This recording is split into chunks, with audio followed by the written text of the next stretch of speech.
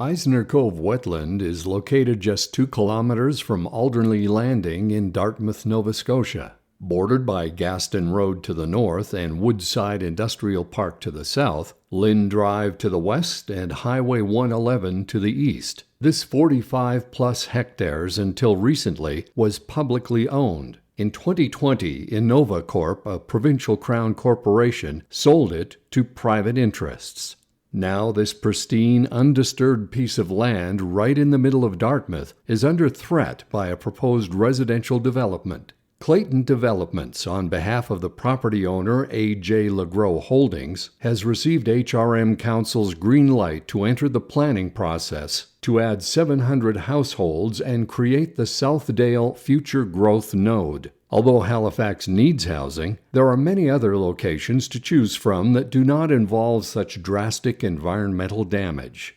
If it goes ahead, this development will involve the destruction of almost all the forested area around the wetland. We can see here what happens when a property such as Eisner Cove Wetland is not under the protection of public ownership. This aerial footage, taken in March of 2022, shows where the developers have already cut trees along what will eventually become roads. Just the first step in destroying a place that is beautiful, natural, and useful. Make no mistake about it, the wetland itself is at risk. The developer says that cutting the trees around the wetland will have no impact, but science knows better. Wetlands live in a careful balance that is fed and protected by their surrounding trees. Removing that protection and exposing the wetland to construction pollution and increased stormwater runoff will upset the delicate balance that keeps the wetland healthy and vibrant. The developer plans to build a road across the water, but says it will only be 2 acres of the overall wetland. They claim this road will not adversely affect the wetland,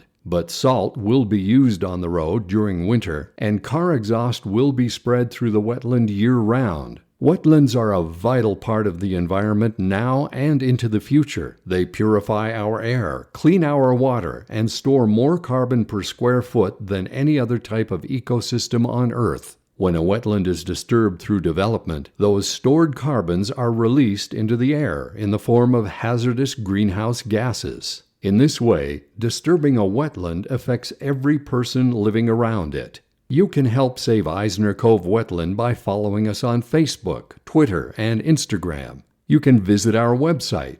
You can sign our petition. You can join our BioBlitz to document each and every species of flora and fauna that is at risk from this development. You can write to your city and provincial leaders to let them know that you care. We know better. It's time we do better.